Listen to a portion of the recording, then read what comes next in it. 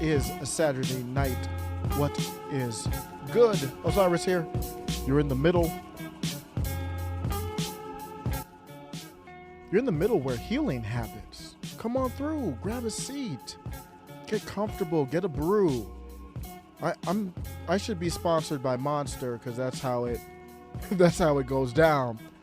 I really should get a sponsorship from Monster because the coffee, I don't know, the coffee was making me feel weird at night. So stop on, get comfortable, grab a seat. I have a good show for everybody today. The coffee was making me feel weird at night. And I was getting headaches. My body was like, I need the coffee, even when I wasn't doing a live show. So I'm like, I don't want to become a crackhead. That's not, well, here I am drinking Monster. I'm not a crackhead. I'm a Monster crackhead now. But yes, I should get a sponsorship. This is what is allowing me as an old man in my old age to stay up at night. Eric Smith, friend of show, posted in the chat already earlier today. What's up? I just saw just looked in the comments and saw that in there. Hopefully he can stop on by. A lot of topics in the realm of corruption still going on. That's basically the theme right now. Bill Gates, Billy G is what I like to affectionately refer to him as, says that rich nations should move 100% to synthetic beef. Hunter Biden allegedly corroborated by his laptop, and the contents on the laptop allegedly helped secure funds for a U.S. biolab contractor in Ukraine. Did you hear that? I covered that yesterday, but I just want to be able to say that again out loud. Hunter Biden bio firm partnered with Ukrainian researchers to isolate these deadly pathogens using funds from Obama's Defense Department. And then there's crazy rumors going on that I'm not even going to touch. I'm not even going to touch some of these rumors. There's just not enough for me to back them with proof. So I won't even touch some of these other crazy rumors out here. Joe Biden's going to do a new minimum tax on billionaires. Okay, we'll see what that's all about. There's always danger in the fine print with that. I don't know if you heard about that one. I've got a little bit of recurring theme on the show. I got a little clip from Nick Fuentes coming up. We're going to talk about Ukraine, and I'm not going to make a definitive statement on the ruble and the Russian economy, but I'm going to point out what better not happen with all this sacrifice that we're hearing about and experiencing and doing. I want to make sure that it is going to the right place and it is going to be substantial. So I do have some Ukraine in here. I'm going to talk about Ketanj Brown Jackson. She is turning out to be the most popular Supreme Court nominee of all time. They've only been tracking it since 2005, but this is not going to be Monday Morning Quarterback. At the time, I didn't do a video. I actually did do a video, but I felt like I was too sleepy in it, so I didn't upload it. One of those days where I skipped to upload on the channel. But I did tweet about it. So I'm on record before this polling came out that the Republicans were taking the wrong approach on her. So I'll get to that as well. So Ukraine, Biden gaffes. We have an anniversary to celebrate. So we're gonna do that too. Maybe I shouldn't say celebrate because that's not the appropriate term most likely for what we're going to talk about here. I'm going to start with just a complete rando. This is a complete, absolute rando topic. Just saw it on Twitter. Like, Twitter is the source right now until Elon gets that other thing up and running, which I would be willing to bet money he's already working on. He probably already has a prototype designed for his new social media.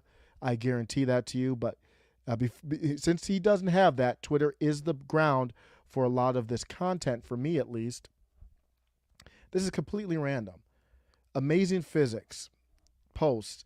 This is a painting by the Spanish painter Sergi Cadenas. It ages from the angle you look at it. You've got to see this to believe it. Let me try to see if I can make it as big as possible. You've got to see this to believe it. It is freaky. I'm like, this is like scarier than a horror movie, but it's really cool at the same time. Let's check this. Look at this picture transform. So it transforms from a young girl, and then slowly as you switch angles, she ages. It's one of the sickest things I've ever seen. It's trippy. Look at that. That's crazy. I wonder how that is that done with computer work or what? Wow.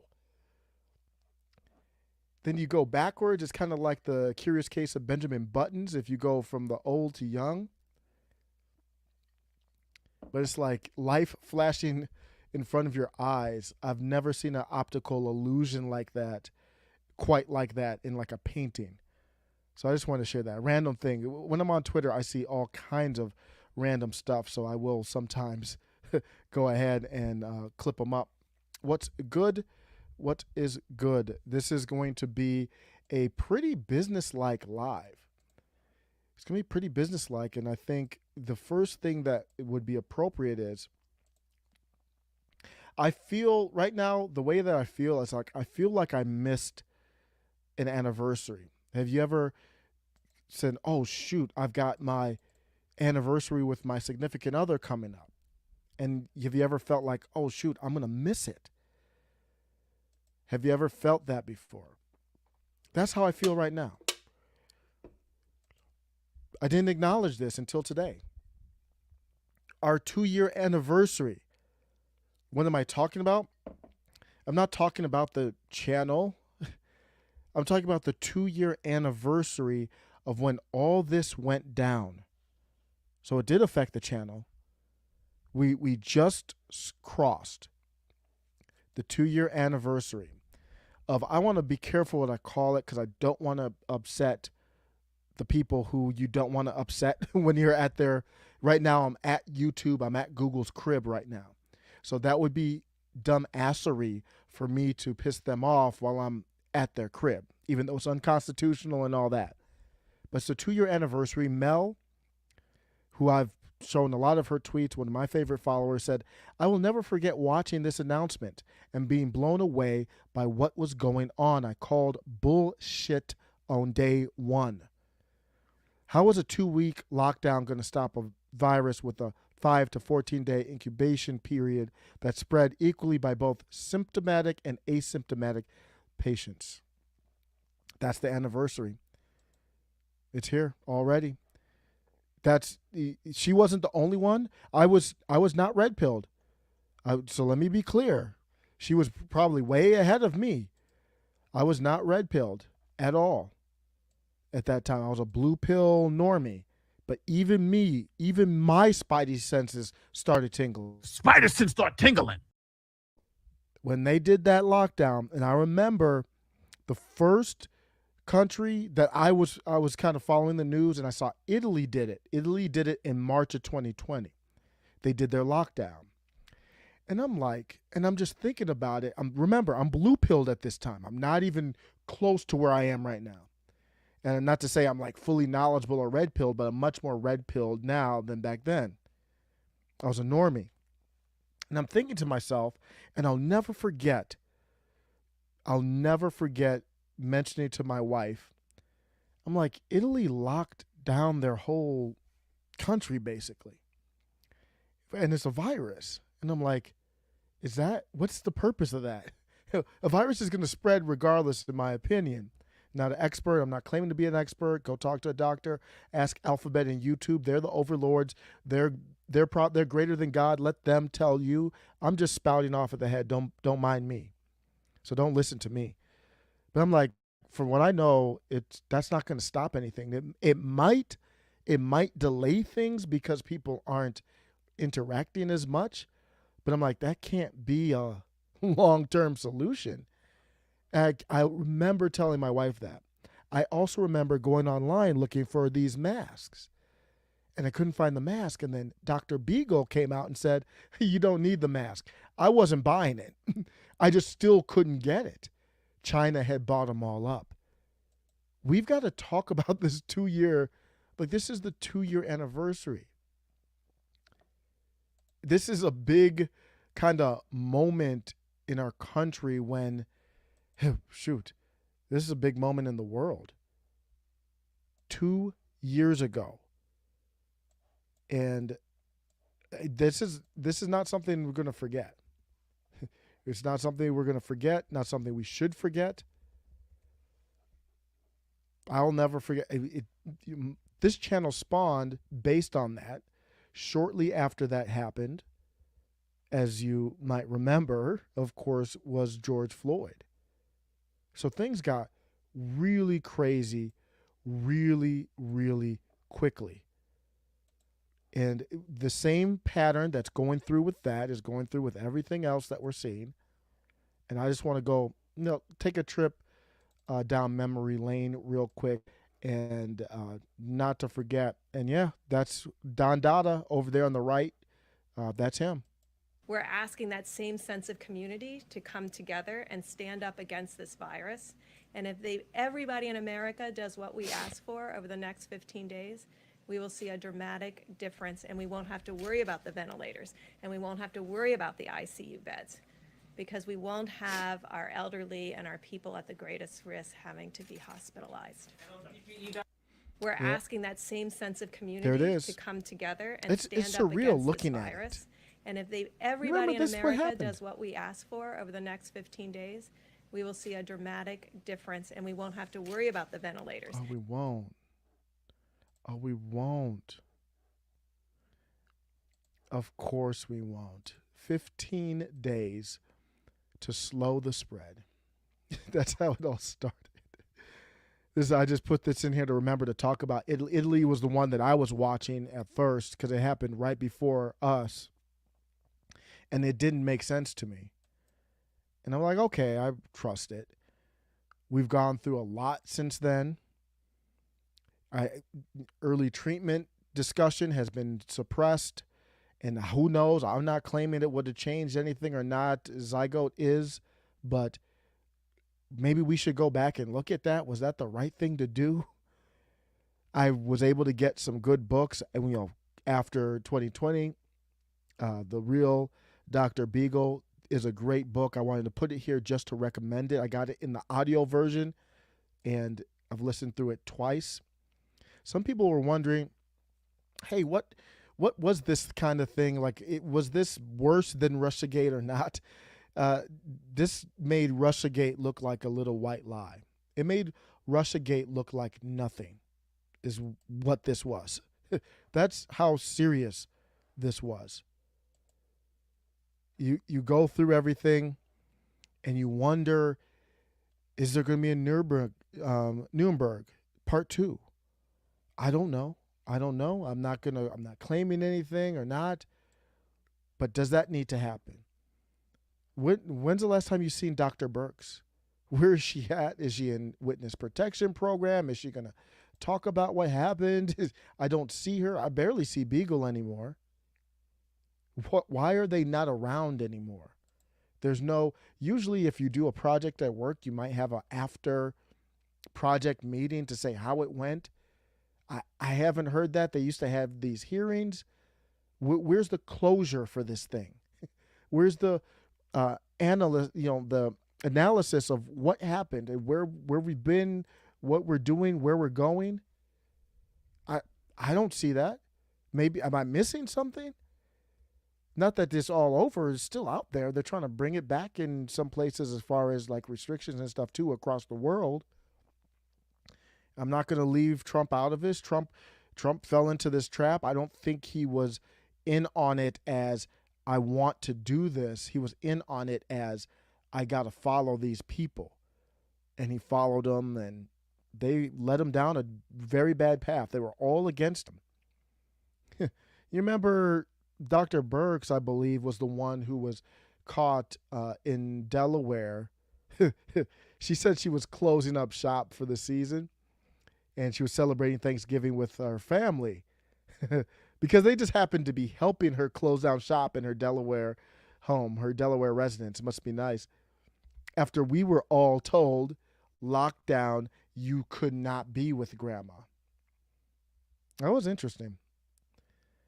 It's no, don't worry. You're not going to get an apology. Don't worry about that.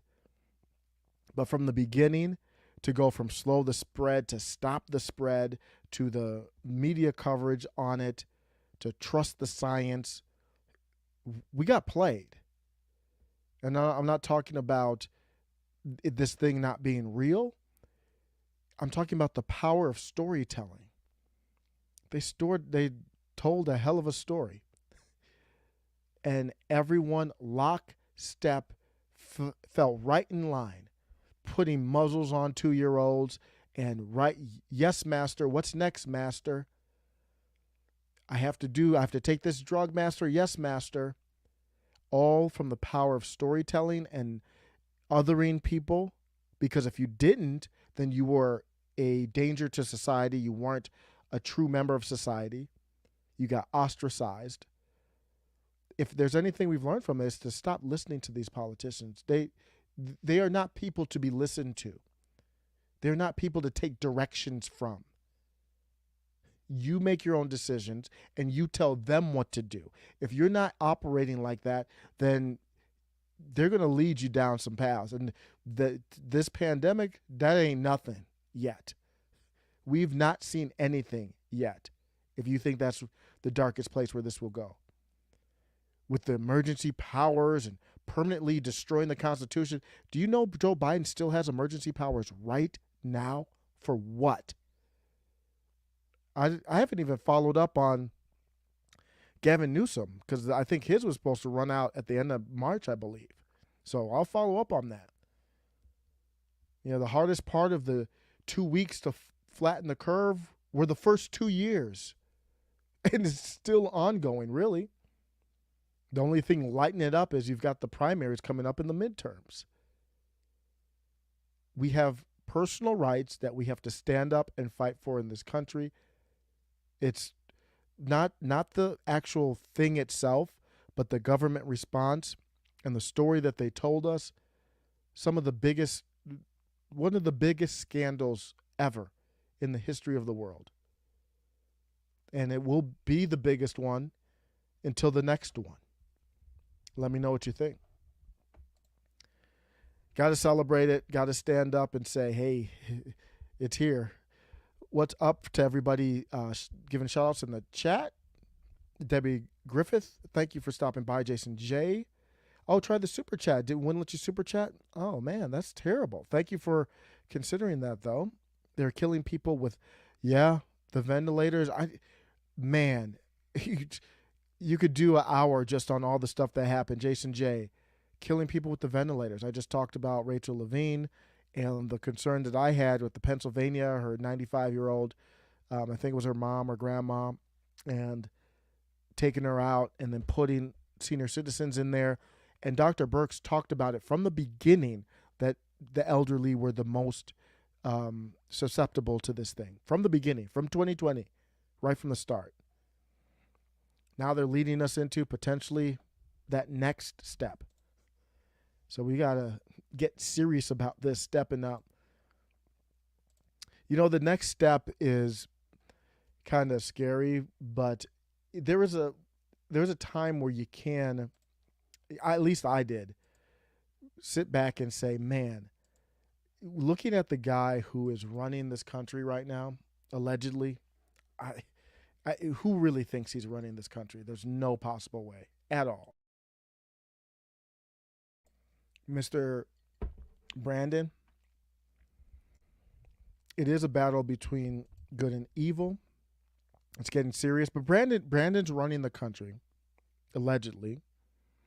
And there are times where I go back and I look at it and look at old videos of him, and he was very quick on his feet. He's a career politician, but he was always gaffe prone. This dude was always very prone to gaffes. And it was funny at first, but let me take you to where it's kind of gone. So, Joe, just so you know, you are the husband of the First Lady. But that's enough, too. Look at the stage. But there's been a little change in the arrangement of who's on the stage because of lady's husband contracting COVID. But look at this room and what you see. Pardon? That's right. She's fine. It's me. That's not together. Yeah, Second Joe, lady. Joe, that's you. Joe, the husband of the First Lady, that's you, bruh. He's like, wait, what'd you say? He's like, huh? What? Joe, President Biden, that's you. They had to interrupt him during the speech to say, like, sir. He's had so many different things. Do you know what he meant by roaches here? And it's just weird in general. And by the way, you know, I sit on the stand and it get hot. I got hairy legs that turn turn blonde in the sun. And the kids used to come up and reach in the pool and rub my leg down so it was straight, and then watch the hair come back up again. They'd look at it. So I learned about roaches. I learned about kids jumping on my lap. And I've loved kids jumping on my lap. And I tell you what. It's not funny. The creepiest part of that one is at the end where, you know, he's kind of talking and projecting. And then at the end, he transformed into like a creep story. He's like, I loved kids jumping on my lap. Like, bruh, what's wrong with you? Rub my leg down so it was straight, and then watch the hair come back up again. They'd look at it. So I learned about roaches. I learned about kids jumping on my lap. And I've loved kids jumping on my lap. And I tell you what. Bro, that's not normal, man. I don't know, man. That's not. It's just me. Maybe it's just me. That's not. I never even heard anybody say anything like that in my life. Are there any Rush Limbaugh fans here? Oh man, I miss Rush. He was the best. Oh, Rush Limbaugh. And no, when I say, you know, I say that a lot, but when I say he was the best, I literally mean he was the greatest radio personality of all time. And the reason I bring him up is this clip reminds me of him. Rush would play this on his show. I've probably heard Rush play this 100 times on his show. Stand up, Chuck. Stand up. And I also am told that Chuck Graham, state senator, is here. Chuck, stand up, Chuck. Let him see you. Oh, stand up, Chuck. God love you. What am I talking about? I tell you what, you're making everybody else stand up, though, pal. Thank you very, very much. I tell you what, stand up for Chuck. He played that off well. Chuck is confined to a wheelchair. You can tell I'm new. Good to see you, buddy. Thank you. Thank you. He was much younger then, too. He's had a history of these things. Nowadays, his gaffes are a little bit different. Now it's like I don't even know what he's saying.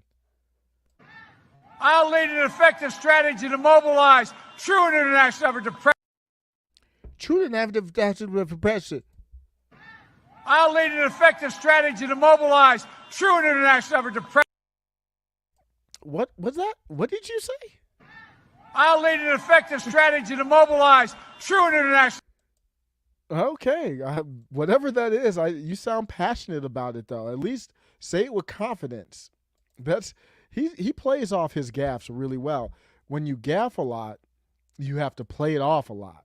I think it's a right for people to have bad health care. I want bad calf care. You know, I used to be a proponent of bad calf care too, until you all in the government lost my trust, and now I'm not for bad calf care, and I'm being serious. Whatever the hell that is. Tim Pool was right about this. And have you ever listened to a show and you know, you listen to it a lot? And Tim is an example of this for me where I was like, oh, Tim, I I hear what you're saying about Biden and his gaffes, but he's always been gaffy. He's always done gaffes. This is nothing new. Tim would say, this is getting serious. Ian would say it too. I'm going to play this clip here. They would say, I know it sounds funny. We're joking around and stuff, but what if we get into war or get into a serious situation? He says something that we don't know what he means. Nobody knows what he really means, and it kind of causes confusion. And Tim would say that, and I'd be like, Tim, I hear you. I'm not against you on it, but I don't think it's going to be that big of a deal. Said when he was saying the Ukrainian people, at one point he said the Uranian people, and people like He said Iranian. the closest real word to the sound he made is Iranian, but it sounded like Uranian, so I was making fun of him like he was talking about Uranus. I think Uranus. That's how I say it. He said Iranian. Russia will never get the hearts and minds of the Iranian people. The Iranian people. No matter how many Never tanks say they never. have outside Kiev. But here's the important point I want here. to talk back about him splitting the country. Why do we believe he meant to say Ukrainian? Who is the person who gets to decide what Joe Biden really meant? If Joe Biden, so he was meeting with the G7 and he said, we got, troops in Libya. We're going to be sending military. He meant Syria. What would happen? What would happen if Joe Biden's in a situation room meeting and he's like, we got to send these weapons to the Iranian people, and then someone was like, are you, Mr. President, are you sure? Yeah, we're gonna send $30 billion, some fighter jets to the Iranian people, and they'll go, whatever you say, sir, I'll make it happen.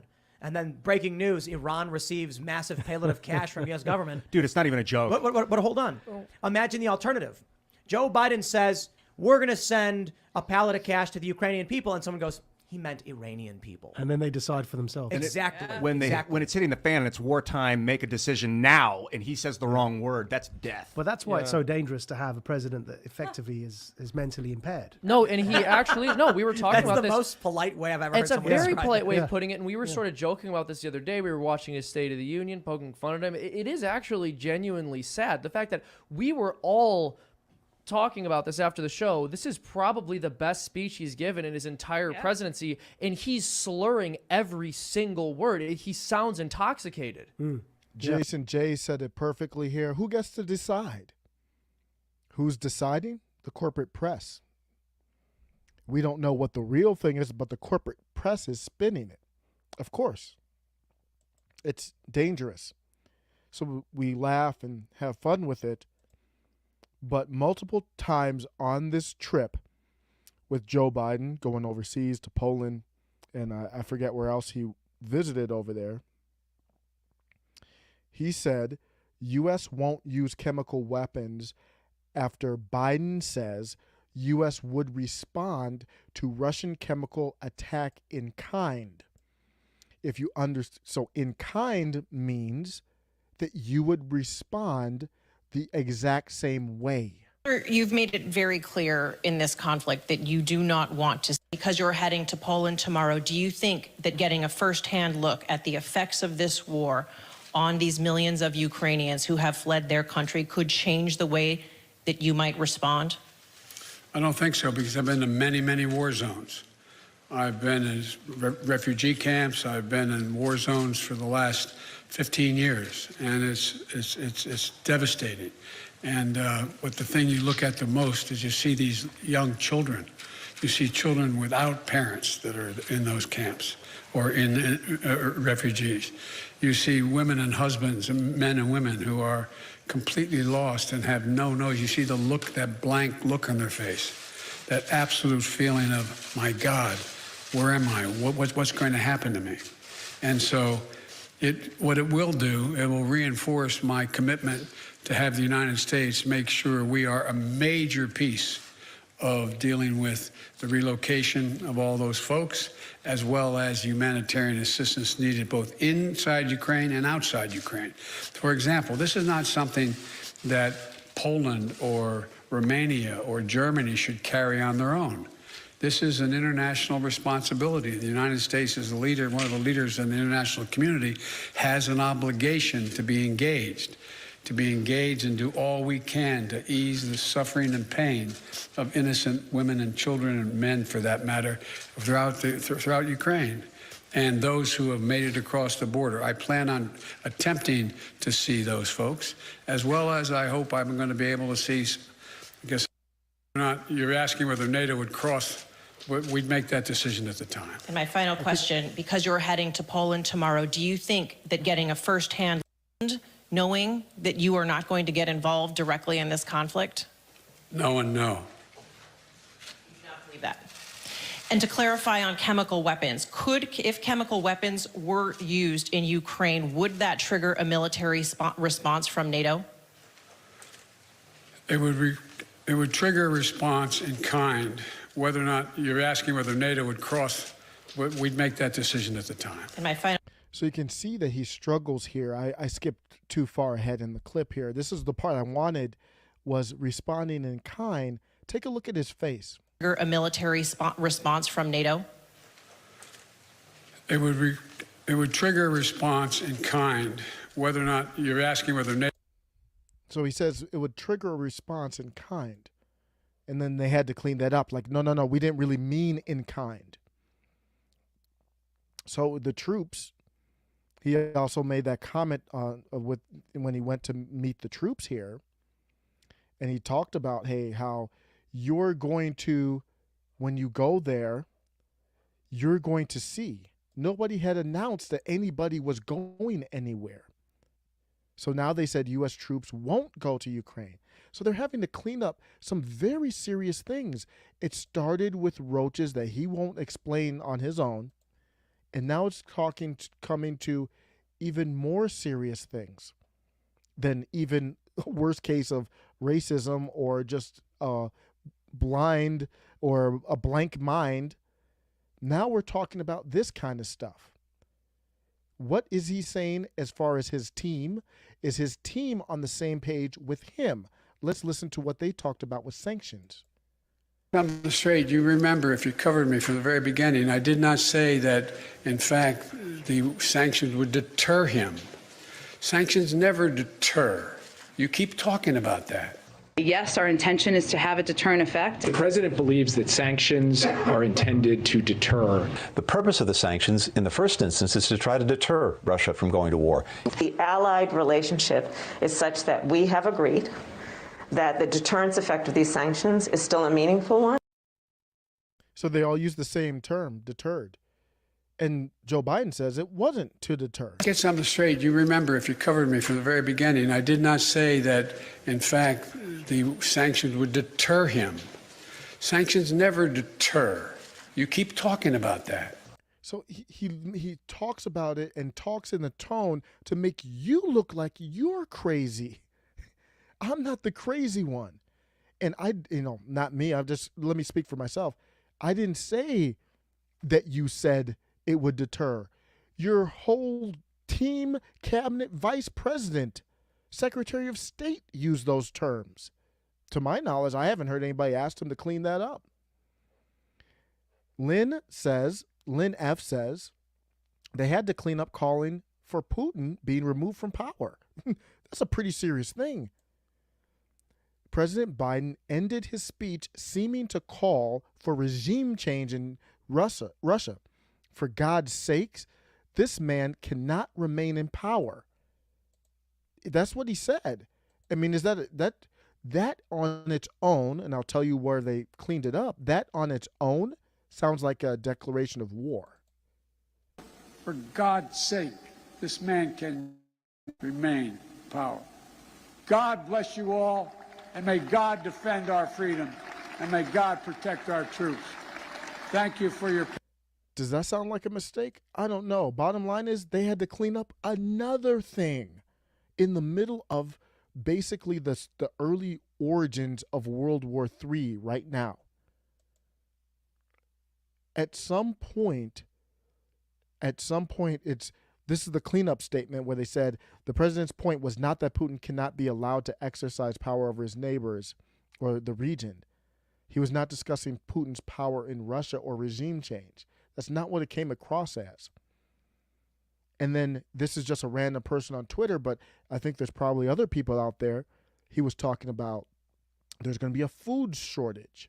So now they've had to clean up so many things This person, Joe, says, don't forget about his forecast of worldwide famine and food shortages extending to this country. Not sure he's been corrected on this one, though, which scares me. Joe, there's no correction for that one.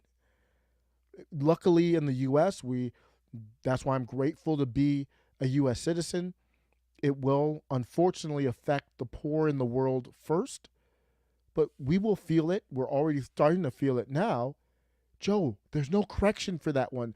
Joe Valls. And I don't blame him. We don't even know where we're at anymore. There have been so many corrections.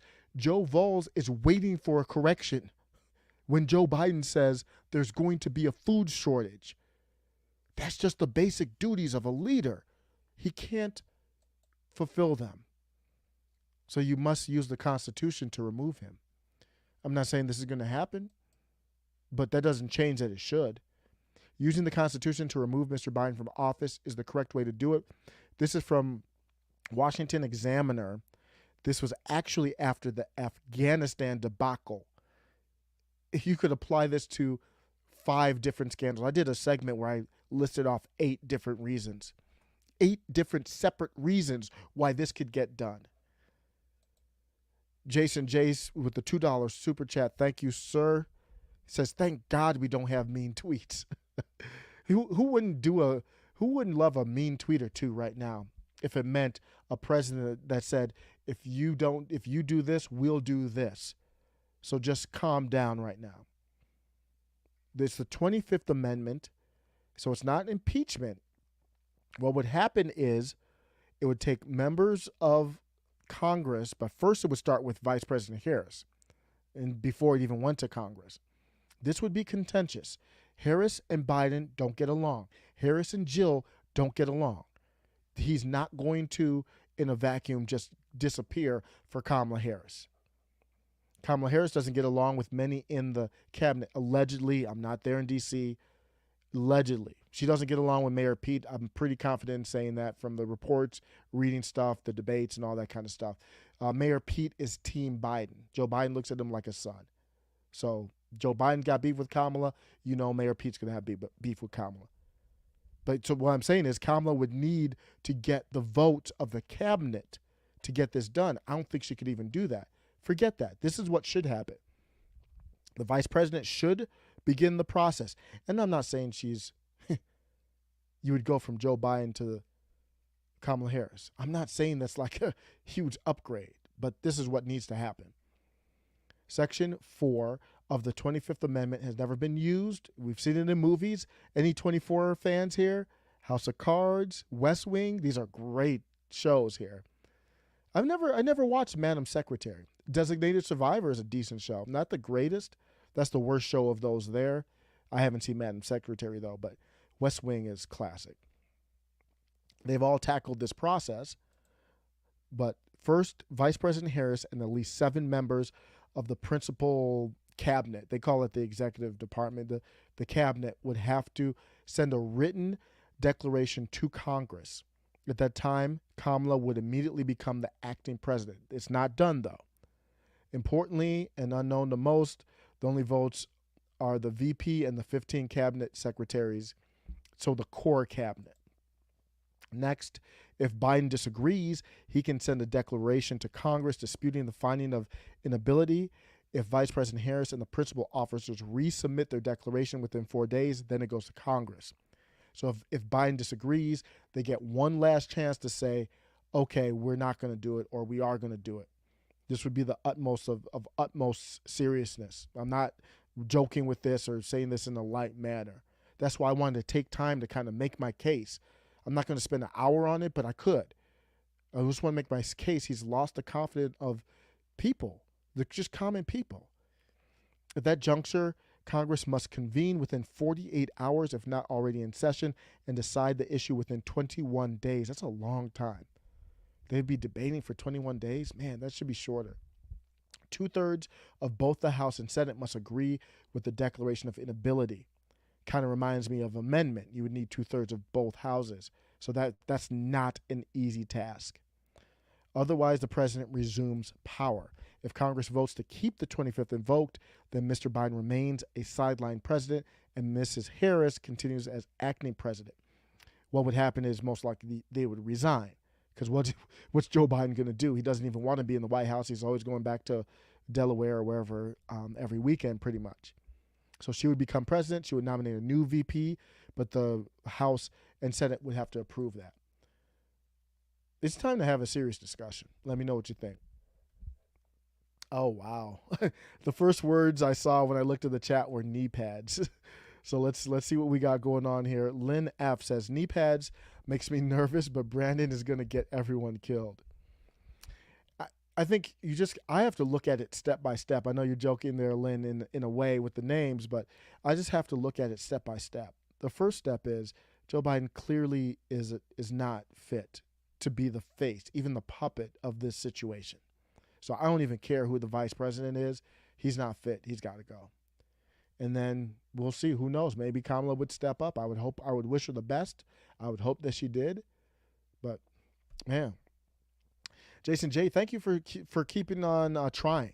I don't know what happened with the super chats, but I appreciate you keep on trying.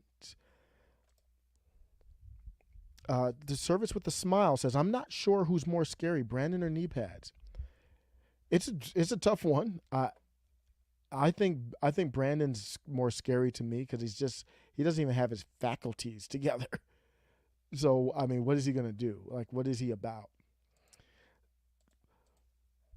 Next segment here is something that I disagree with a lot of people on the right on. And I want to try to explain why I disagree on this one. It's kind of too late now, but I think it's still worth discussing because in the news I saw, and I went wild. In my head, I went wild when I saw this headline because I knew the GOP was making a mistake or a conscious effort to hide things. Ketanj Brown Jackson, the nominee for the Supreme Court, is the most popular Supreme Court nominee in years. I was surprised. Even though I did not like the GOP strategy. And I want to talk about that. So I was a little bit heated when I saw that she was the most popular. And the country can view it how they want. But I said, who's the Mensa that thought portraying Ketanj Brown Jackson as a child prawn supporter was a good sell? She's got the highest approval since they started polling this in 2005. Forget about the discussion of the child prawn. There's not enough there to sell her as a danger based on that. I understand the concern, and I think it represents the loss of trust we have in our system. When you look what happened with the guy who committed suicide, and no one believes that he really did. When you look at what happened with him and Hillary and all these, Russiagate and all these other lies, I think people lose confidence. And they saw this and said, "Ooh, this matches some of these other things I've seen. Let's go after her like this." I think Josh Hawley was the number one dude on this one, and I like some of what he's done. I like a lot of what he's done and stood for. That was a mistake. This going after her for the child stuff was a big mistake. It made no sense. There was not enough there. She doesn't fit the profile. It's a tough sell, even if she is. I don't know what's in her head. 5 recent surveys, including one from Fox. The one from Fox had her at 56% approval, I believe. Did I put it in here? I might have forgot to put it in here, but the one from Fox had her, I think, the highest. So she was at 53% on the average of all these polls. So it's not just one poll, and polling isn't exactly right, but I think it might be accurate.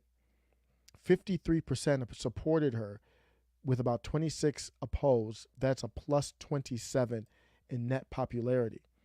Audra, who's great on Twitter, we follow each other. She says, yeah, except the fact that she feels that these offender laws are unconstitutional. I think she wrote some papers on that from back in the day.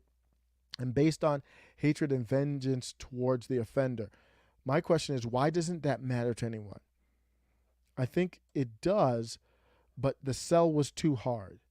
She has an esteemed record. She's already been confirmed for lower positions. I think this was her third or fourth time in front of the Senate for confirmation.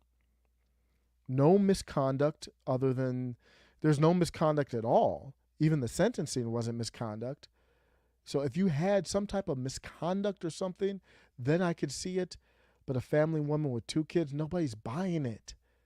That was not the right route to go. It was such a bad chess move. I maybe I'm just a Fox Mulder from X-Files conspiracy theorist, but I wonder, I'm not saying anything definitive, but I wonder if it was done on purpose. It was a distraction. The whole child stuff was a distraction from where the focus would have been at. Critical theory does not poll well with people, and they didn't do enough to tie her to that. They were wasting too much time, Lindsey Graham and them, complaining about what happened to Kavanaugh. When you have Ketanj Brown Jackson about to go through the nomination hearing, and you waste time complaining about Kavanaugh, what it makes it look like is you don't have anything to ask her about. It makes it look like she's so squeaky clean that you're going back complaining about Kavanaugh, or you would use your time to expose her. So they didn't do that. It was a terrible, awful hearing for the Republicans. But I will challenge fellow citizens. I understand your concern, but that wasn't the win. That wasn't the win you thought it was. So I said, I don't know what's in her head. Maybe she is a child. Just the same with like somebody who's racist or not. I don't know what's in their head. Maybe they are. But selling her as a child prawn sympathizer is like selling Bill Gates beating Mike Tyson in a boxing match, to me at least. Like, she doesn't fit the profile. Doesn't mean she's not, but that's a tough sell. Like, if you can't be a salesperson and come to somebody's crib in your pajamas, you might have the best product in the world. People are going to slam the door on you. You don't have the presentation. That's politics. It was objectively terrible politics. I said it at the time. I'm not surprised that even with that child stuff, she's the most popular since 2005 when they started doing it. I was more curious about, she defended the Guantanamo prisoners, literally terrorists, and no one tested her principles in asking about J6. Would she defend them? Would she have defended them? Do they deserve defense? I'm not a legal expert, but going down that path would have made way more sense, because her answer on the sentencing actually made sense. I'm not an expert, but just as a layperson, it made sense to me, talking about the technology, and these cases are different. And then you look at the other judges, and 80% or whatever, it's not uncommon for them to do lesser sentences because of this. And then they kept drilling on it. And she was at the point where she's like, I answered this 100 times. That wasn't the way. The way was to get to her philosophy of critical theory and inconsistency, because she actually seemed principled on the Guantanamo prisoners. We still have a constitution, even with the terrorists. That's the same thing with J6. Even if these people, these radical, establishment, Joe Biden leftists, believe J6 people were insurrectionists, they still deserve a speedy trial and a defense, just like the Guantanamo prisoners. So I want to make sure that you're consistent there. I listened to most of the hearing. I didn't hear one question about it. Lindsey Graham was drilling her as if the defense of the Guantanamo prisoners was a bad thing. Lindsey Graham looking at that as a bad thing is the reason why J6 defenders are still in jail right now, some of them, because he's not principled. He doesn't care. It was terrible. So Lindsey Graham's off on that tangent, then some are off on the Kavanaugh tangent, then some of them are off on this child prawn tangent, and none of that is sticking anywhere. the only person who had the moment was Marsha Blackburn. And I think she could have done better too. Easy for me to say, but I did a whole video on that. She's going to get confirmed. She never had to really, she was never tested to kind of expose her ideology. She's very elusive, very bright, gave just enough information, knew how to dodge the questions. These hearings are getting really almost pointless because now every question you're like, what question can I ask that she will answer? Not just her, but anyone. They'll say, well, if this case gets in front of me, I can't answer it. Oh, it's from a case. Well, I've got to review the case. I mean, it's like at some point, it's like, what can you answer? I don't blame them because you're in an interview process. The more you speak, the more danger you're in. But let me know what you think. I thought it was a terrible approach. Lynn F. says, I think the neocons are part of the uniparty lining their own pockets. Absolutely. I never looked at Josh Hawley as a part of the uniparty until this hearing, because he was the one making the big deal out of the child stuff, and it just wasn't effective. Graham is a joke, though. Lindsey Graham is an absolute joke, just a complete joke. Let me get over to young Nicholas J. Fuentes, and he was on point here. That's why I want to share this. Going over to Cozy. You know what? He should be paying me for endorsements. Nick, you need to slide me some type of endorsement money going to Cozy TV for a lot of my streams. But I'm just joking. I appreciate the discussion here. I want to give you a taste of the discussion he had about Ukraine and my concern with these sanctions. I'm not going to say anything definitive yet, but here's the concern. Will have costs for Europe, but it's not only the right thing to do from a moral standpoint, it's going to put us on a much stronger strategic footing. And that's just not true. It's just not true. They're not getting enough gas. And you read even. So let me give you context. He's going to transition into the segment that I want to talk about, but right now he's ending a piece where he's talking about the gas. America's gone in, said, hey, I know we've got this whole Russia thing going on. We can give you gas. As you can see, America's not anywhere close to Europe, so that's very expensive. And it's some process. What is it? Liquefied? I'm not an expert on it. It's like liquefied natural gas or something like that. It is very expensive. It can only replace some of the gas they're getting from Russia. It can only replace, I believe, I don't think it can even replace a quarter of it. So they still need to get more natural resources from somewhere other than Russia. And the ones that they're getting from the U.S. is way more expensive. So Europe is in a tough place. If Europe was 100% honest, I guarantee you they would probably say, even European citizens, they'd probably say, well, just squash this thing and get the resources from Russia. Otherwise, I can't heat my house or cool my house without it being the size of a rent payment. That's what he's talking about. Then he's going to transition into the Russian economy. And if we're doing all these sanctions and allegedly it's playing a role on these food shortages that are going to happen and higher prices on gas and everything else, if it doesn't crush the Russian economy, it will be looked at, what we're doing right now, and really what we as citizens are allowing, it will be looked at as one of the dumbest things that's ever happened in geopolitical history. And even the BBC admits this is not sufficient. The most that they could do, they're doing everything they can. It's wartime, and they're taking these drastic, extraordinary measures to hurt Russia and weaken Russia's influence over Europe. And what can they do? Well, they replace a quarter of the Russian gas that the European Union is getting. They can't even get to 25%. And so the point is, and I said this yesterday, we need Russia more than Russia needs us. The world economy needs Russia more than Russia needs the world economy. And as a result of the sanctions regime and everything that's going on, we are going to have way more pain than Russia. We're going to have higher fuel prices. Europe is going to have higher energy prices. We're going to have higher food prices. Europe will have higher food prices. We will experience overall inflation across the board, and so will Europe. The fertilizer gets more expensive. The grain gets more expensive.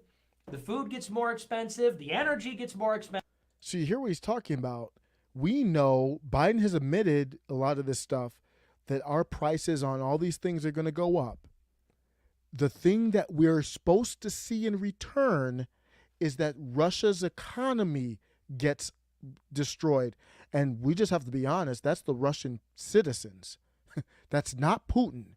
Putin is not going to starve. We know that, right? We know the oligarchs, you might take one of their yachts. They probably got 3 other yachts. So they'll be pissed off, because rich people are pissed off when you do something that they can't have power over, but that's not substantial. So what we're really doing is sanctions that hurt the Russian people, hurting American people, European people. Biden just talked about the food shortages. They're going to hurt countries in Africa, and then even America a little bit too on that. So that's a hell of a price to pay. What are we getting in return? That's what this is about. More expensive. The transportation gets more expensive. Everything gets more expensive. And it already was because of quantitative easing, the doubling of the money supply, and low interest rates from the Federal Reserve. So, I mean, we're in a really bad spot economically. This is a very bad situation. Conversely, the Russian economy is totally rebounding. The ruble is way up, and everybody was making fun of Russia and talking about how the ruble, the Russian currency. I tweeted about this, and what's up, Simply Pony? Thank you for the $2 super chat. He says, "Let's go, Brandon." Yes, sir. I tweeted about this, the ruble. Let me show what I tweeted here. It's right in line with what he's talking about. Let me see if I can find it here. Sorry, let's see. Yes, right here. I said, we're doing all these sanctions and propaganda and everything we're doing, yet the ruble went up. Ruble closes at highest since February on gas sales move. So that was March 23rd. So this could just be a blip. So when something's going to go up or tank, it doesn't go smoothly. It can go up, and then way down, up, down. There can be a roller coaster ride. So I'm hoping that I hate that I'm in this position, but what are we supposed to do? I'm in a position where I sound like Vosh. I'm hoping that the Russian economy tanks. Maybe I shouldn't. But I mean, if it doesn't, what are we doing this thing for? It's not doing anything. I was shocked to see the ruble went up. What are the markets thinking? The markets are thinking that what the U.S. is doing is not going to be good enough. They think Russia's self-sufficient enough. They think Russia making the move to say, if you want our oil, our gas, Europe, because they still have to get gas from them, you've got to convert your euros to rubles. Then you buy our gas. Then they're making these deals with potentially the Saudis, China, India.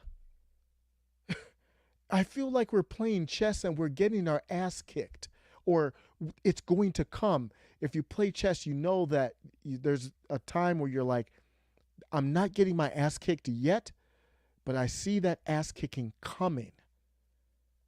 And then also Russian shares rise as Moscow's stock market reopens. What? Why are their shares rising?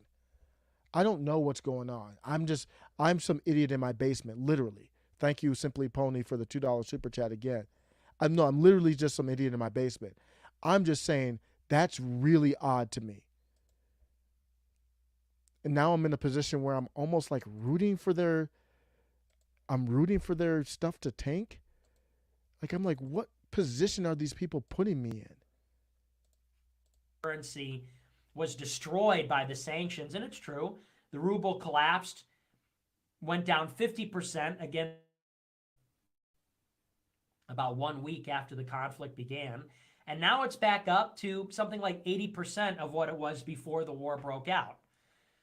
And this is an article from Reuters. It says the Russian ruble briefly leapt to a 3-week high,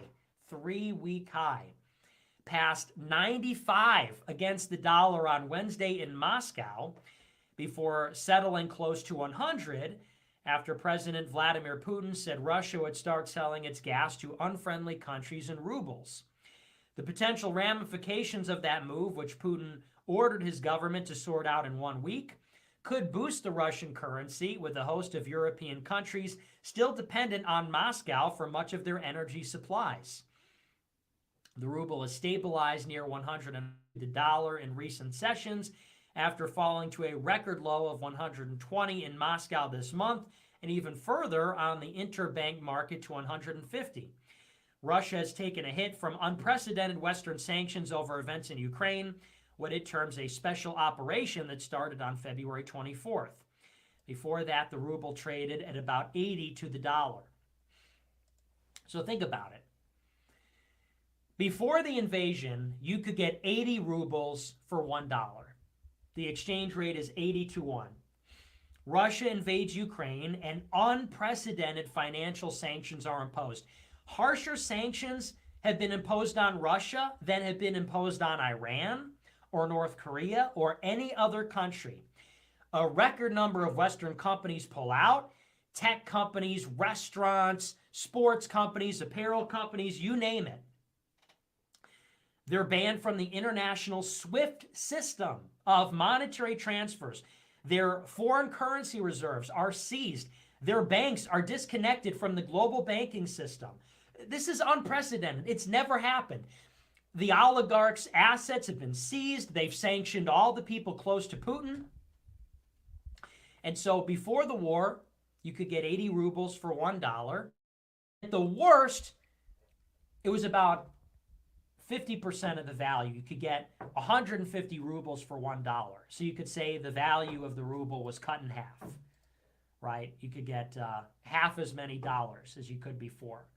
Now, it's back up to 95.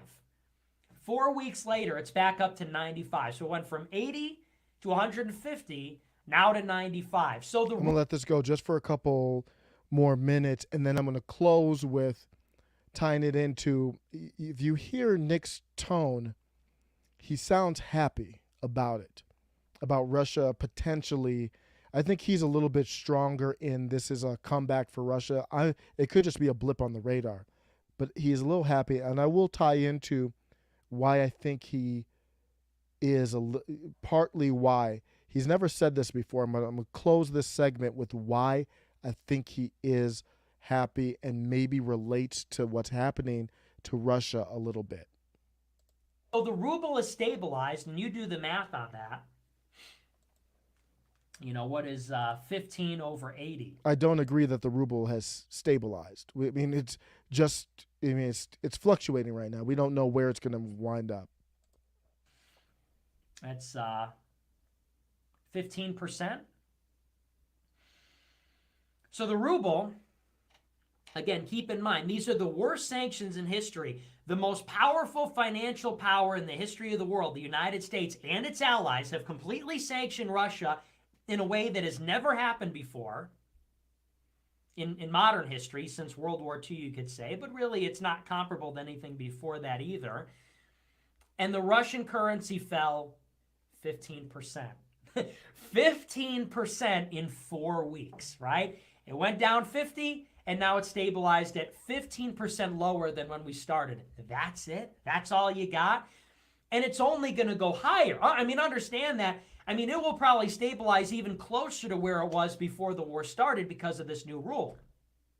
A couple of days ago, Russia announced that it will only sell its oil in rubles to unfriendly countries. So NATO and its allies, they will have to exchange their currencies for rubles, and then buy Russian energy in rubles. And this is going to bolster the Russian currency, because before, nobody was getting the rubles. Nobody was trading in rubles because, the United States said, So our sanctions actually forced Russia to do what they probably should have done years ago.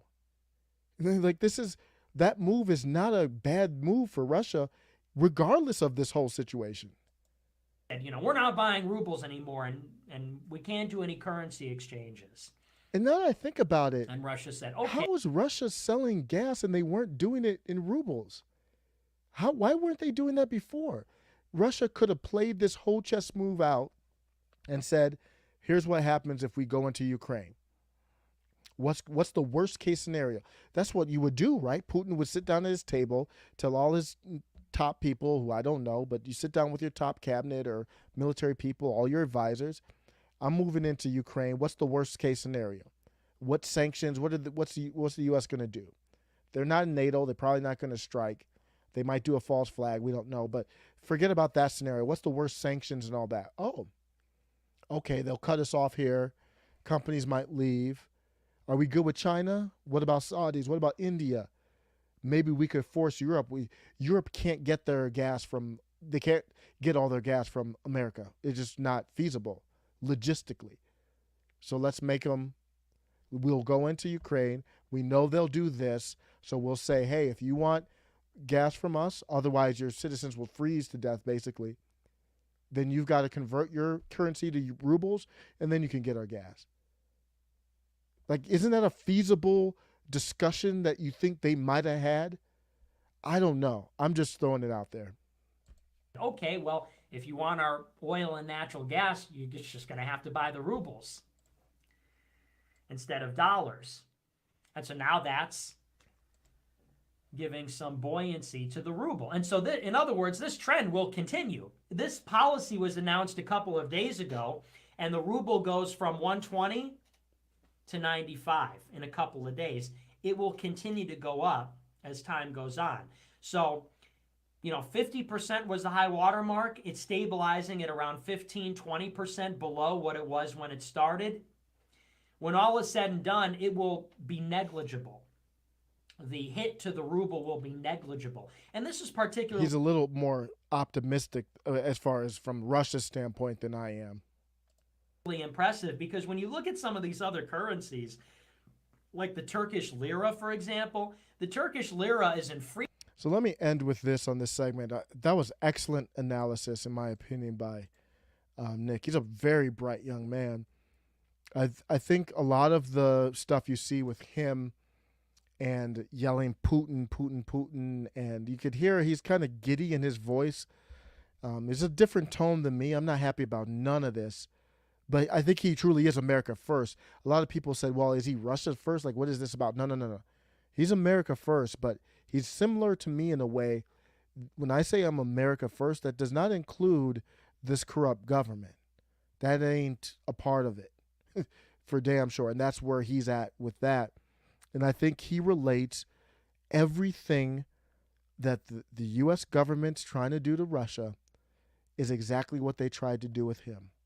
That's why he relates, in my opinion. He's never said that. This is completely my speculation, my opinion. He relates to Putin in a way. They're trying to cancel Putin with sanctions.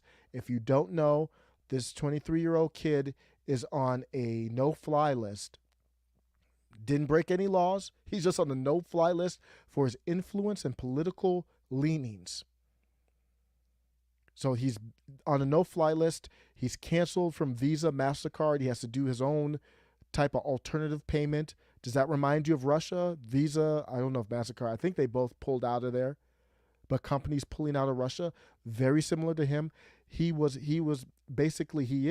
a political, what happened to him was a political persecution, basically. Purging, a political purging to Nick Fuentes. And same type of thing they're doing with Russia. It's probably the same people. So you see how he's kind of relating to it, and he's fought through it. He's still big, got his own website now, still doing his thing. And Putin's trying to do his thing.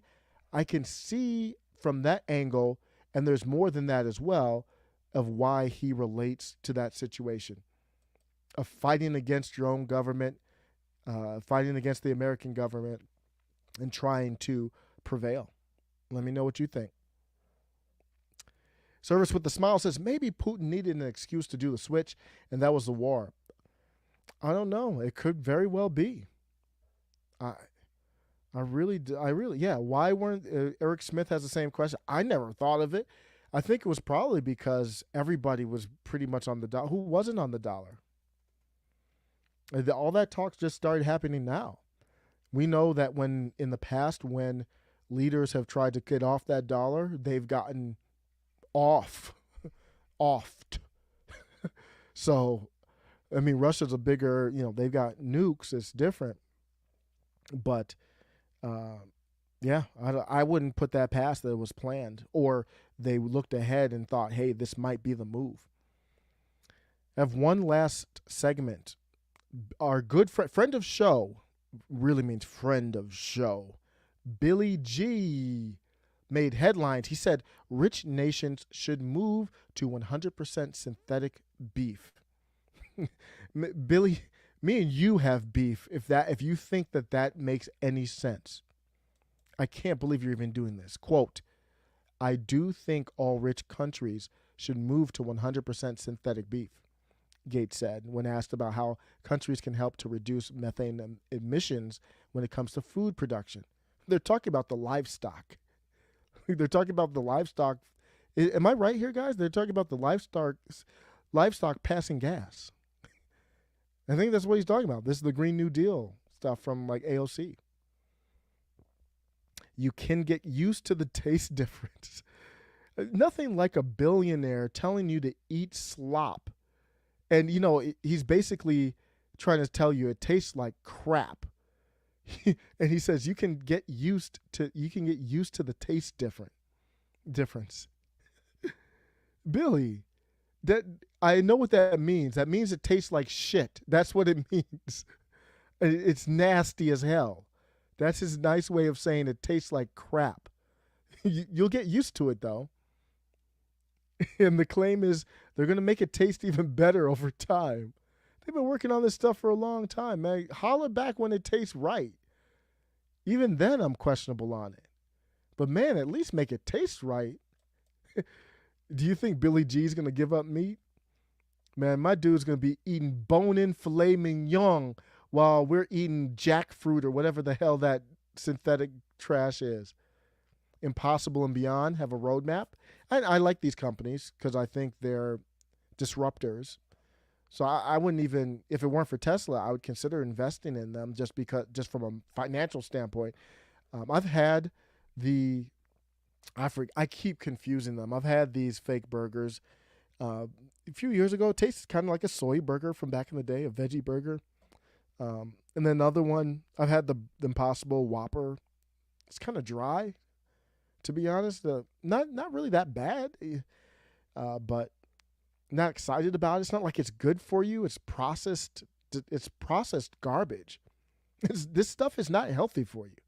Don't get it twisted. There's a big, it just depends. I'm not going to speak generally, but like I know for the Impossible Whopper, I think the calories were even more or similar. And then what's in it is not really good. This is not a health move.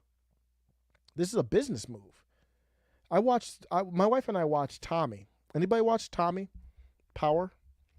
Because I got into the original Power series. We watched the whole first, not season, but the whole original series with Ghost and all them. And then they started doing these offshoots, and I thought the offshoots were whack because I wanted to see Tommy. Tommy came back. The Tommy show is better than the original. And Tommy is a dude, he's a drug dealer. That's what this is. He's got, Tommy's got this new drug. He's like, this drug tastes good. It's good. It's ready. He put it out in the streets. People like it. That's all this is. It's the same thing. And what Billy G's going in and saying is, I'd rather force y'all to buy my product. These companies I'm investing in. Why not? If I have the power to tell a whole country, y'all need to just get rid of my competition. I'm not elected.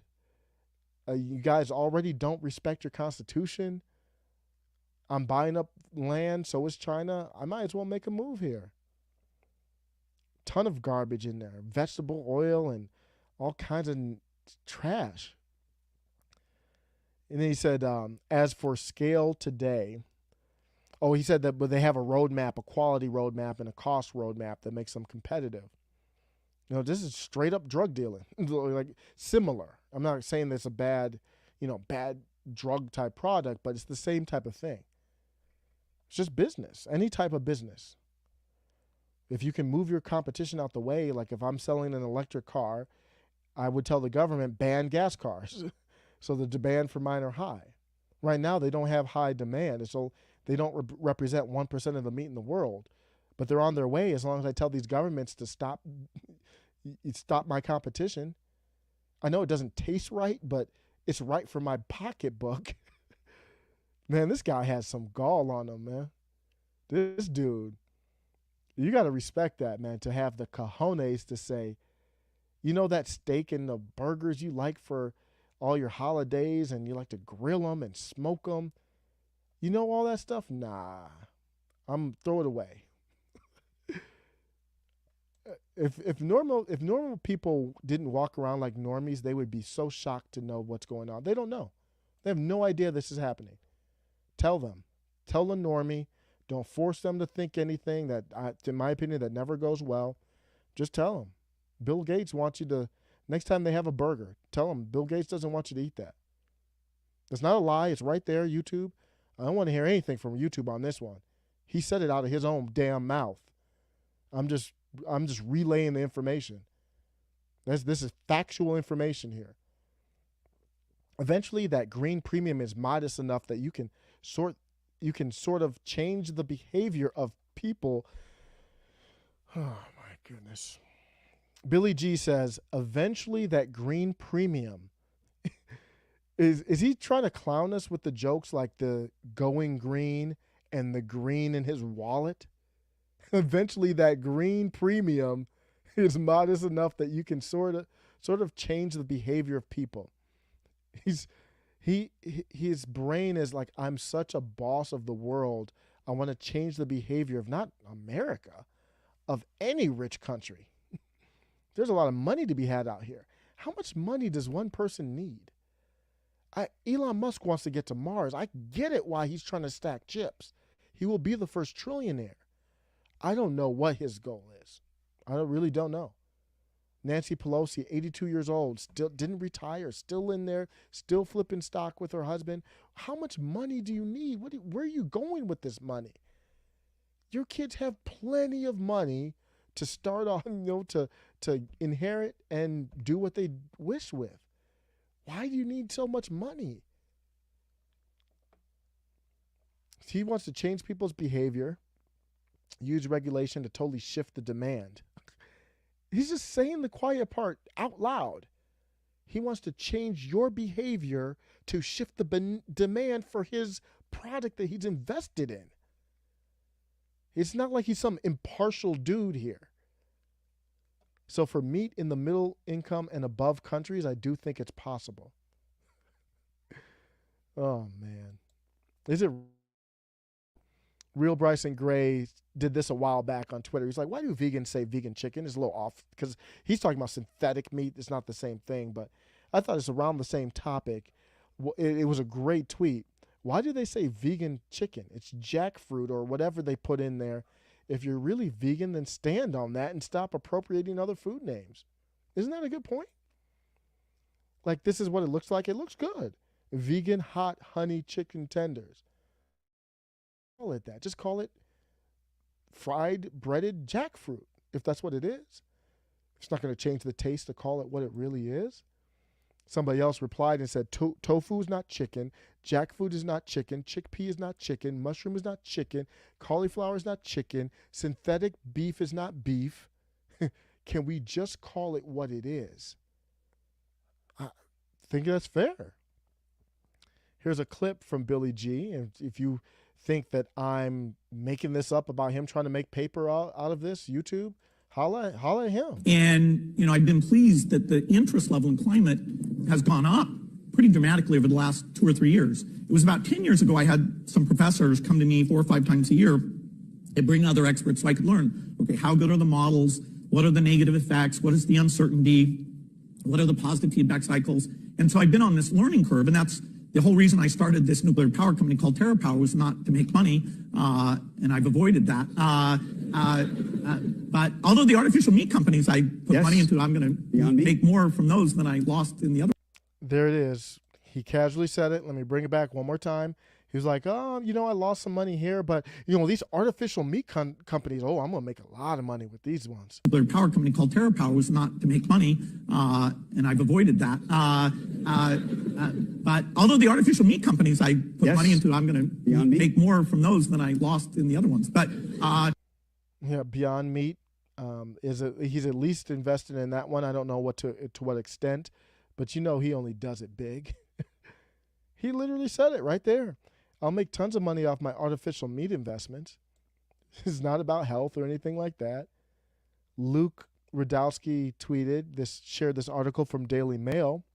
Construction work underway on Bill Gates' $43 million Del Mar bachelor pad or bachelor palace. And man, if you have a crib or an apartment and you have a nice enough place and you're well off enough to be able to put together a little man cave, aren't you happy? This dude has a man palace. And where is it?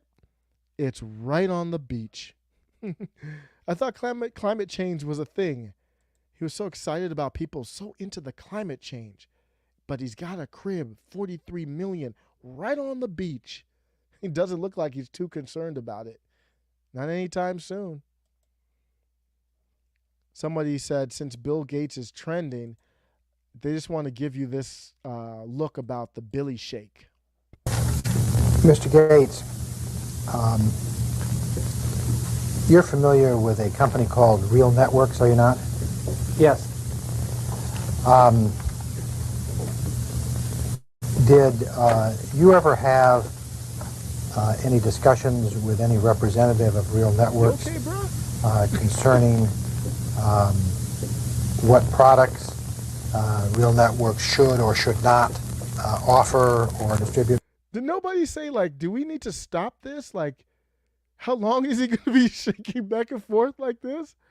They're just talking to him, asking questions. I would have been like, are you okay, dude? Do you need something? You look sickly. Is it? I'm serious. I'd be like, dang, are you all right?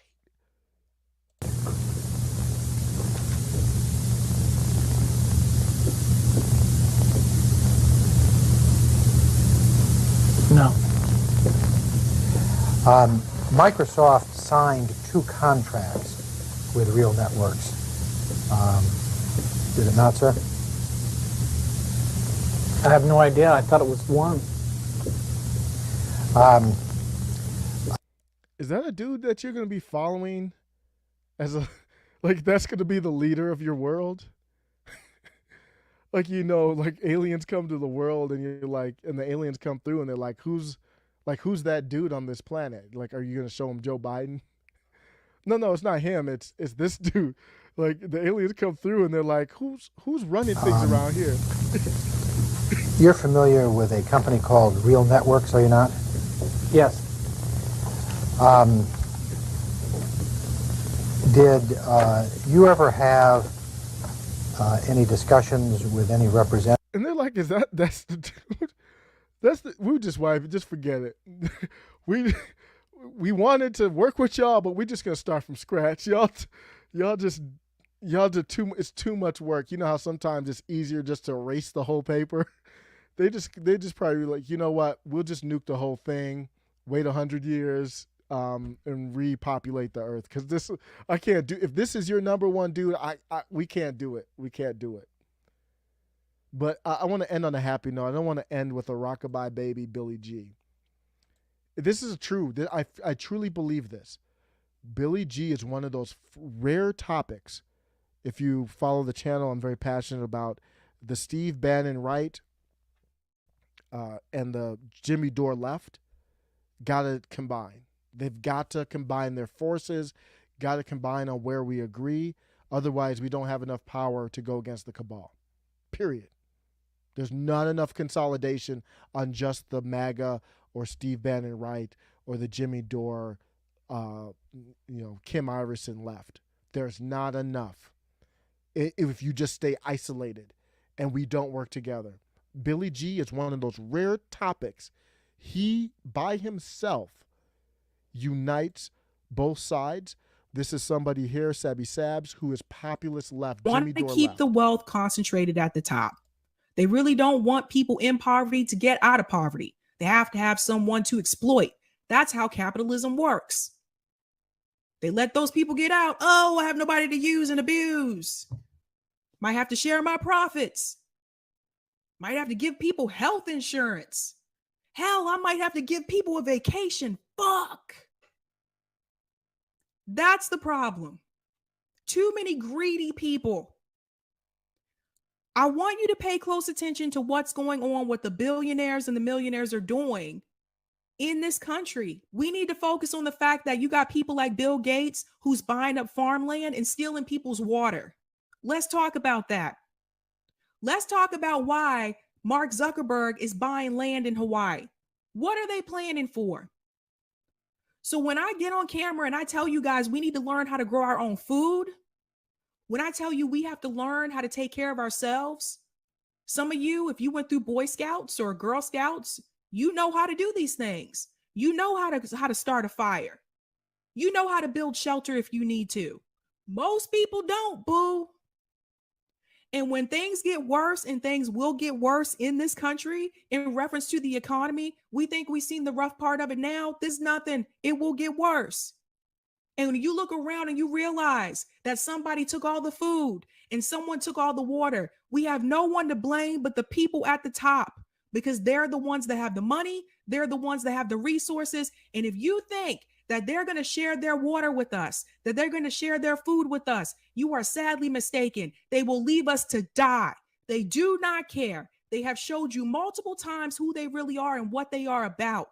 They don't even want to give us health care. You think they're going to give us food? When it does finally hit, my fear is that most Americans will not be ready for this. They won't know what to do. But you know who will know what to do?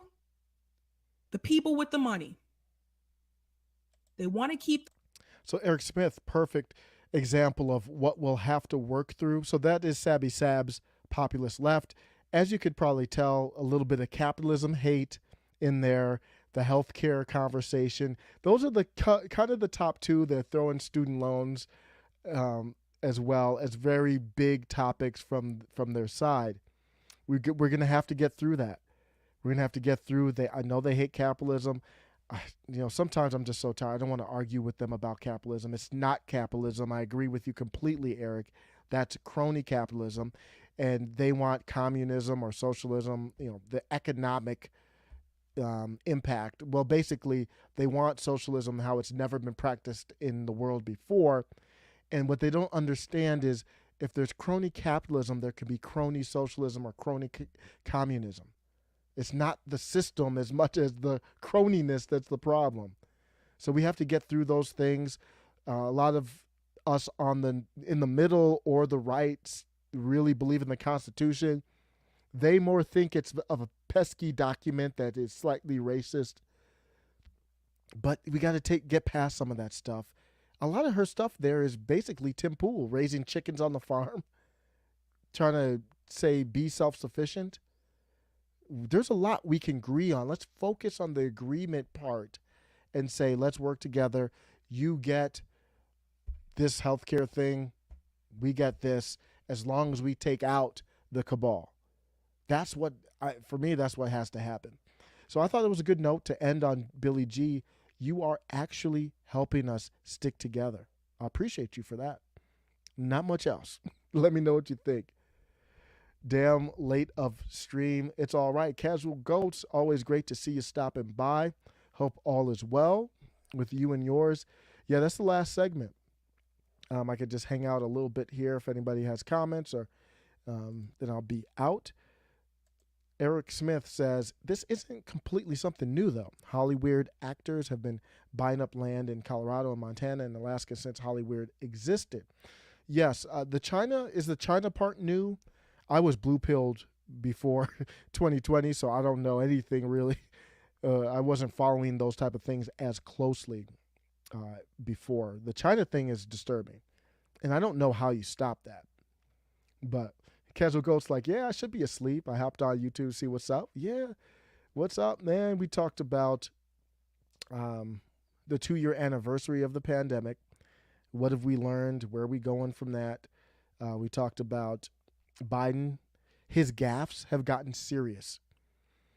His gaffes have gotten, like, really could put lives in danger. He basically said Putin should be removed from power. I'm paraphrasing. Then they had to clear it up. Ketanj Brown Jackson, I was not happy with the approach that the GOP took to go, to challenge her in her nomination. Talking about the child stuff. That was not a good sell. She doesn't fit the part. She doesn't look the part. No one bought it, whether it was true or not. So they took the wrong route there. We talked about Ukraine. Nick Fuentes had a great take on there, where we need to see Russia's economy. I hate to say it. We need to see Russia's economy tank. That's what the sanctions are for. I don't know. Maybe I might revise that because it doesn't feel good for me to say that. I sound like Vosh, but that's a tough situation because we are going to go through tough times, just like Sabby Sabs just said there, in part because it's not all Ukraine. I mean, things were getting rough before Ukraine. This is just the thing that's going to tip everything over. And then we talked about Billy G wanting everybody to eat his fake meat while he's all good. So those are the topics that I had on my mind. Oh no, you got a strike?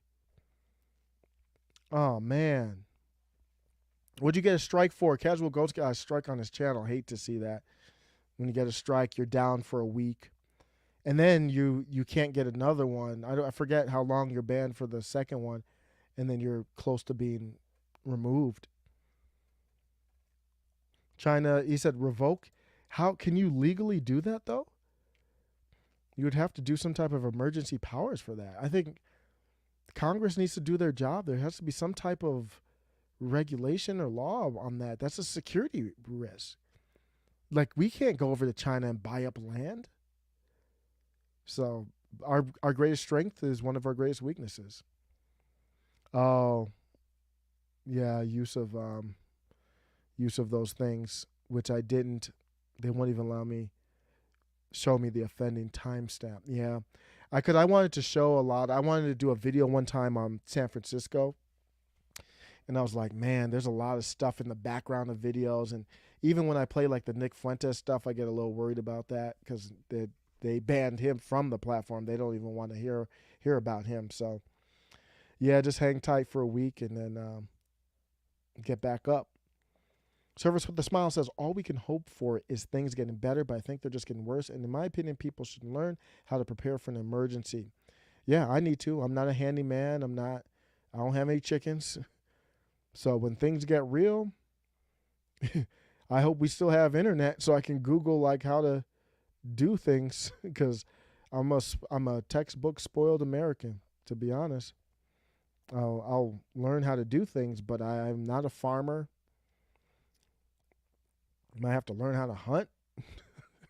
Like, I don't think things are. I hope it doesn't get that. If it gets that real, then it's getting real. You could show that stuff on any other site. YouTube and Twitch are the real offenders. Yeah, it's just terrible. They have all the powers in the algorithm to let people block what they don't want to see. It's just all about control. Yep.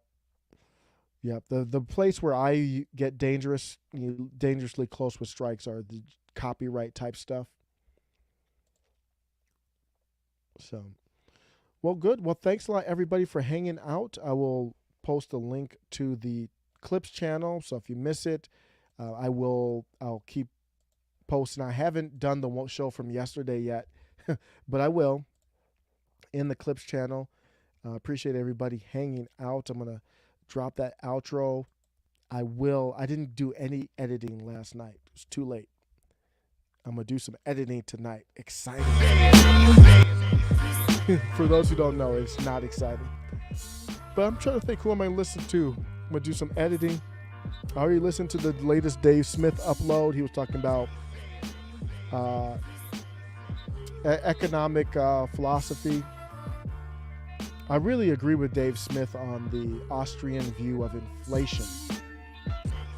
I really agree with him on that. And what he says is, and many people who say that, is inflation is not just prices going up. Inflation is adding more money to currency. Invoke the 25th. I forgot to, but yeah, we talked about invoking the 25th. He's not fit. And I joke with it a lot, and I'm just being dead serious. It's clear as day. So, yeah. Dave Smith, 2024. Jordan, we see an eye to eye. That's that dude. He explains things very. He's just very talented with how he explains things. It's very easy to digest. He'll tell you where he got the information so you can go look up some yourself. I've learned a lot from him and Eric July and Tom Wood and Robbie the Fire Bernstein and a lot of them. Libertarians are really, really bright. Michael Malice. How can I forget Michael Malice? So, yeah, I've learned a lot from them. So to me, that's the definition. Eric Smith asks, what does adding more money to currency mean? To me, that is the definition of inflation. So you can pretend like we're on an island. Forget about the U.S. and all that, just to make it simple. If we're on an island and I've printed out $1 million for everyone to have, and I distribute it out. We're trading, and we're using that currency, that $1 million, to buy things. If I then go with the printing machine, and then I print $9 more million, so now we have $10 million on the island. I've just devalued the value of the dollar on our island, and that's inflation. The symptom of inflation is the prices will go up.